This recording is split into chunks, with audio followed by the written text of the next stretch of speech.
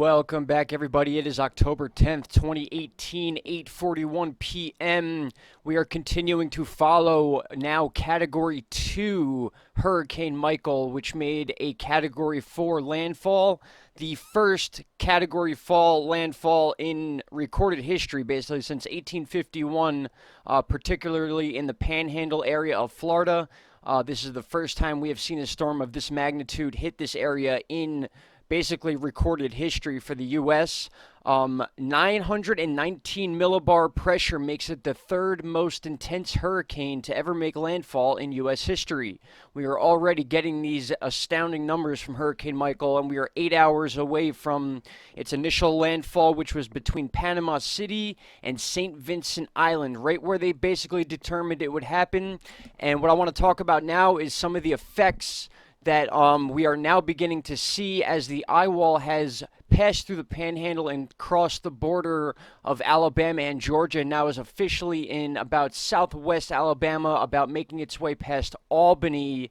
Not Alabama, Georgia. I'm sorry. Alabama's right here. We got Georgia here. It passed the threshold of Alabama and then went into southeast Georgia. It is now crossing over Albany, Georgia, or Albany, Georgia. I'm not sure exactly how they pronounce that Albany, like the one in New York. But nonetheless, guys, this was a major landfall. We could see here, we talked about this a little bit yesterday, but you could see if you followed the eye wall, it was a little disoriented as it approached the coast, but then just about 7 to 10 hours before we had landfall, this thing tightened up real quick, and that is as perfect an eye wall as you will see when it comes to these radar charts, and that is another thing to look at to show the strength and why we had the significant flooding basically on this part of the Panhandle. Now we're going to get into a little bit of that explanation and why that is. We talked about this a little yesterday, guys. We got to remember hurricanes spin counterclockwise, which means there's a force coming from west to east and then from south to north, and that is what pulled all that water into this area of Florida. So even though the eye of the hurricane passed over the area of Mexico Beach, that was in between Panama City and St. Vincent Island, this area of Florida right here in the Panhandle, which I have actually pulled up on Google Earth, is what got hit with the most significant flooding, and that is these areas here. As we move in, you could see East Point's in there, Port St. Joe, I've been hearing a lot about, Carabella, even as far as Panassi, I believe that's how you pronounce it, sorry if that's wrong, but the point here, guys, is that when the hurricane came into this area right here, spinning counterclockwise, you need to understand the size of it brings water out and then into these parts here, and that is continuing to happen. At one point, the hurricane was over 3 different states. The eye of the hurricane was directly over the borders of Florida, Alabama, and Georgia all at the exact same time. That eye wall was directly, it was just right there, all over the 3 states at the exact same time, which was pretty interesting. Now, we have some other charts I want to show you guys. We are going to have a lot to talk about as far as the aftermath of this storm. Just a quick recap, though. We need to understand we still have Hurricane Leslie, Category 1 Leslie, out in the Atlantic Ocean. This thing has been out here for weeks now. We have Tropical Storm Nadine, which is making its way from the west coast of Africa, moving towards the Leeward Islands. And we have yet another disturbance, which has gone from 30% to 50% chance of formation over the next 5 days in the South Caribbean. So that is yet another thing we need to watch. And then, of course, guys, we have her now Tropical Storm Sergio, which is still expected to take its path over the Baja region of Mexico and possibly enter into Arizona and the New Mexico area, bringing more rain to that area. We just experienced that a couple of weeks ago. But obviously right now main focus is on Michael and the aftermath and the rescue efforts currently going on. You could see Albany right there. This was as of 8 p.m. 90-mile-an-hour winds still being recorded as sustained winds, 955 pressure. Remember, this thing did hit 919, and that's what puts it as the third strongest storm to ever make landfall in U.S. history. That does not just include the Panhandle. Now, the Panhandle record is the fact that this is the first Category 4 storm since we started recording hurricanes back in 1851. As far as strength and landfall and where they go, this was the strongest storm. So we're already getting record-breaking stats from this storm. Not sure whether or not that will cause this name to be retired. I guess we will know that in time. But they are claiming there was 155 or 154 just below the threshold of Category 5 status winds just as it approached landfall around 1 p.m. today. So that is something to definitely look into. We need to also understand after these storms come and go, a lot of the data gets adjusted. Now, that I don't know if that's a good thing or that's a bad thing. But we all know from the past that initial data can be wrong. It can have errors in it, which is why we want to be careful with the information we report. We want to kind of try to be solid on the info before we report it. Unfortunately, this storm has become a deadly storm. There is at least one reported death. Unfortunately, I believe that number will rise as many people did stay in their homes, especially in this area of the Panhandle of Florida. Very unfortunate. A lot of people need rescuing. And the fact that the storm is staying as strong as it did, if we actually go back to this chart here, we can see that the eye wall kept perfect shape all the way through the Panhandle.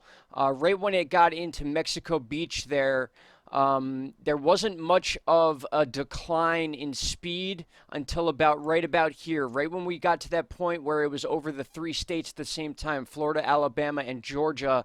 That's when we began to see the weakening of the storm, and I believe at this point right here we are around Category 2 status.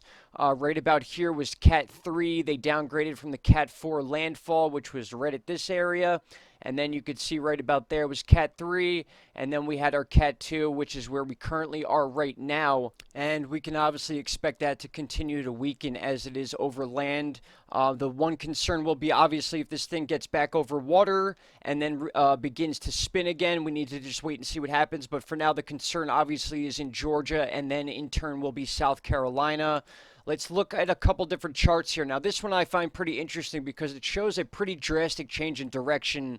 You can see that the eye wall of this storm was going directly north for a long time, and then it made that little hook right before it actually went through that eye wall replacement cycle that was in turn considered rapid intensification and then became a Category 3 and then strengthened again right before landfall, making it a Category 4, almost a Category 5 landfall. We were basically 1 mile an hour away from this being an official Category 5 landfall. The fact that even the 4 is the biggest since 1851 is pretty surprising to me. I actually had to go back and verify that myself because I actually did not realize that this is going to be considered the strongest storm to hit the Panhandle of Florida since we started recording hurricanes. So I can only assume that they will retire this name.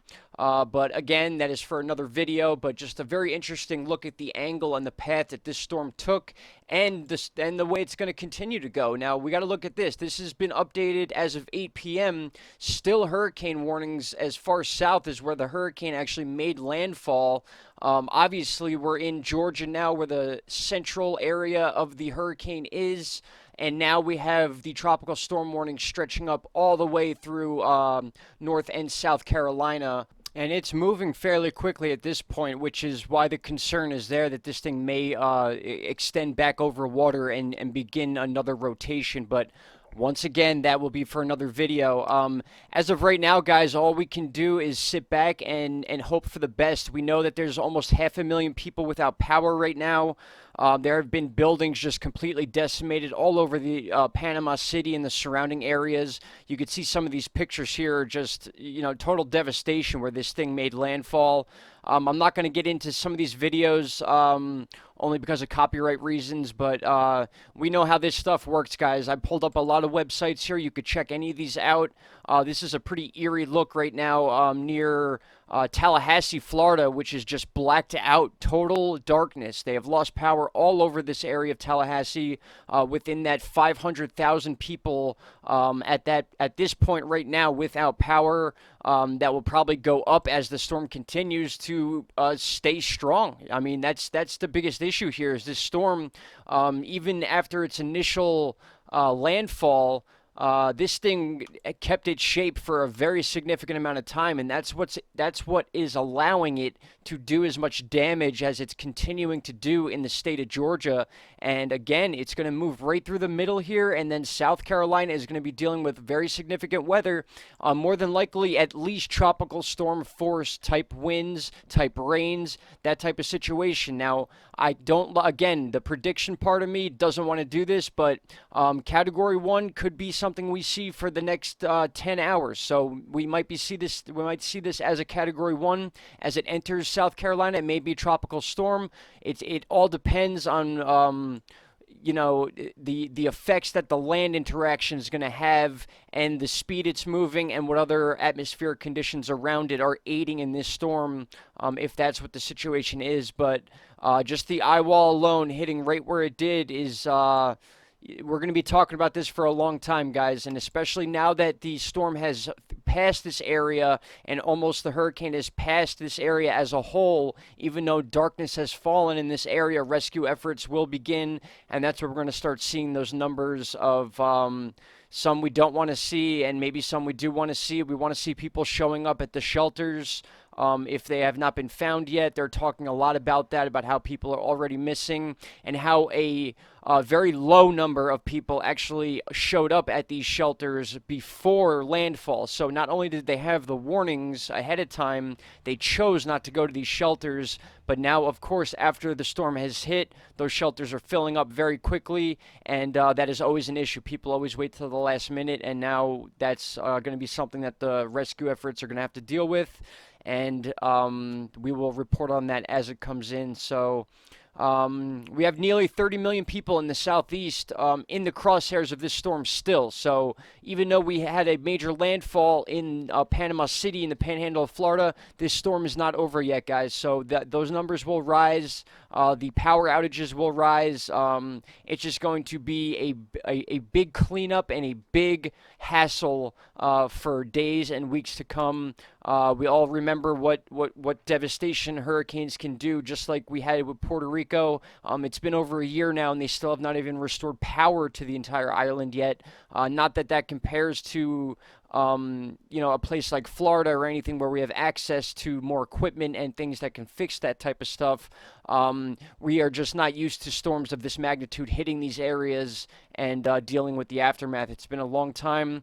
Yes, we had Harvey and we've had Katrina, but again, it seems like our senses are dulled sometimes and we forget what the power of these storms can bring to people. So with that said, that's our stats as of now, guys. The flooding, of course, the major issue here, the storm surge is going to be probably adjusted. I can only assume it was higher than this. I did see a chart higher than this, 14, 15 feet in some of these areas. Again, that counterclockwise spin is why you see the higher numbers on this side of this little peninsula area of Florida, rather than Panama City, where that eye wall actually hit.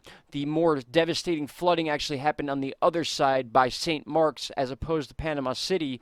But at the same time, Panama City probably received more wind damage than flood damage. So there's two sides of the coin there, both not fun to deal with. So you got a very flood side and you have a very damaged side as that thing made landfall. So with that said, guys, that's what I have for you for now. This hurricane will go down in history, that's for sure, and it's not over yet. So everyone in these areas, if you are just now getting out of the storm or about to be hit by the storm, please take proper precautions. This is not something to mess with. Again, the fatalities are already coming in. And that is, we expected it, but we just never are really prepared for it. All right, guys, I will be back with an update either later on this evening, late tonight, or tomorrow afternoon. That's all for now, guys. Hurricane Michael struck as a Category 4, broke records, and we are still dealing with the aftermath and still states that are expecting this storm in the upcoming hours. Please, everyone, stay safe, stay tuned, and I will talk to you all very soon. Have a great evening. Goodbye.